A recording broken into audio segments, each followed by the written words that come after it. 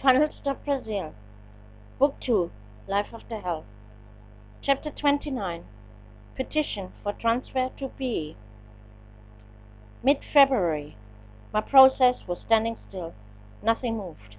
If I was not acting myself, I would still be here at Easter, or in another pavilion in a cell. I would have to share with 4 or 5 others. I was just tired of everyone and everything. We had been told that our entire pavilion would have to be cleared for urgent renovation work.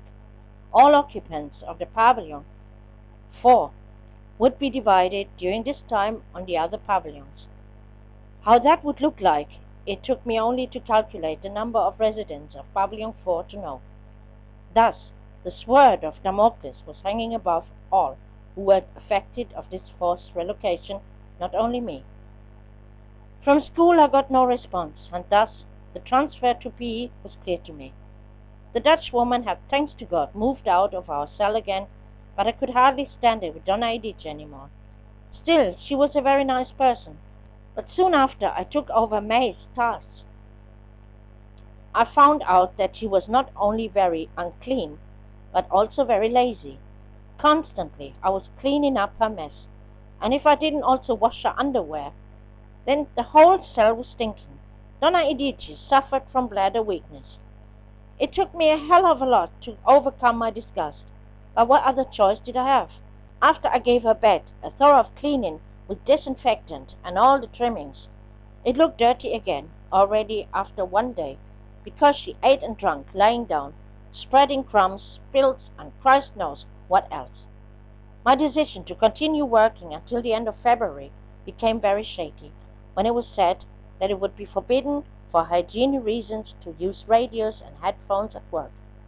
For me, by now, I was one of the most productive employees. Impossible. On Monday morning, I spoke resolutely to Donna Anna, wanting to know whether I was allowed to work with radio and headphones or not. Donna Anna was beaten around the bush, but I cut her words. Seen or no? If not, then this is done for me here. I pushed my apron and cap into her hand. Seeking help, she turned to Donna Edinelza. Rita is going to stop working if she cannot listen to the radio. Both tried to convince me I should stay. Only with the radio, was my reply. Finally, they offered me a compromise. I could go on as before, but if the boss of Embramed appeared, my radio had to disappear. Ha! 1-0 for me. They knew what they had on me, but not for long. Once again, there was no shopping, and I was forced to instruct Wesley to buy cigarettes. What he forgot. Of course, this useless man. I was just mad at him, and at Julia as well, who sent me a nice postcard from Salvador. I would have also liked to celebrate Carnival in Salvador, and still staunchly defended Wesley by the motto, look at all the things he is doing for you.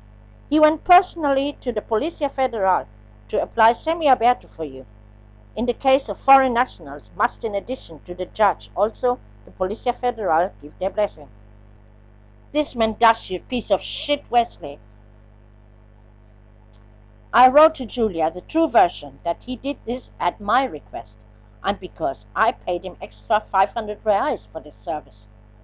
I realized that I would have no penny left when I came out here without Wesley even doing anything particularly. If I didn't do something myself, I most of all would stop the shit of Wesley. Via the consulate, I received again an educational report on Michael.